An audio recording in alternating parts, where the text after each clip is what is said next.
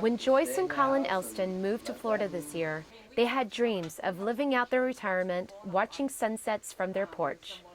But now, a storm is blowing through their 2,300 square foot home. The couple's flood insurance premium is about to drown out their retirement fund. The cost will spike from $1,200 per year to $16,000. Worked hard, we saved our money, we put a great chunk of our savings into this house. They want an increase, fine, but this kind of number is just crazy. It's all because of the Biggert Waters Act, a law quietly passed in June of 2012 to keep the National Flood Insurance Program solvent. Run by FEMA, the program went into the red after a string of storms in 2005, including Hurricane Katrina. The bill ends Florida's subsidies to flood-prone homes, a lifesaver that's been in place for decades. In Florida, you have to carry flood insurance if you have a mortgage and live in a flood zone. Here, Pinellas County will be the hardest hit area in the country, with 33,000 homeowners affected. And not just mansions on the beach or intercoastal. They're modest, older homes set inland. Homeowners will see premiums rise by 20% a year until the full amount is actualized.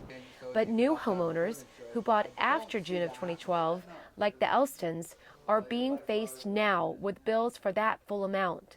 There were about 5,000 others in the same boat. There's no other option.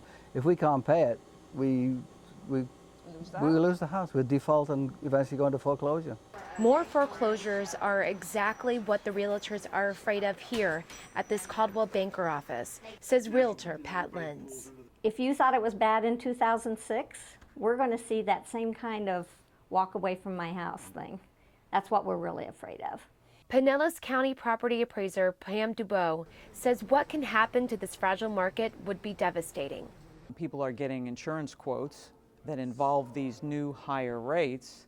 The real estate market is reacting by closings falling through. Just as the market has started to recover, we're going to introduce this thing that's going to put the brakes on that recovery. Local officials are lobbying Congress to delay the bill from being implemented. They say Floridians have paid $16 billion in premiums to the flood program, but have only made a quarter of that in claims. Of course, that can all change if a hurricane hits, which could cause a lot of flooding. For First Business News, I'm Jackie Keenan.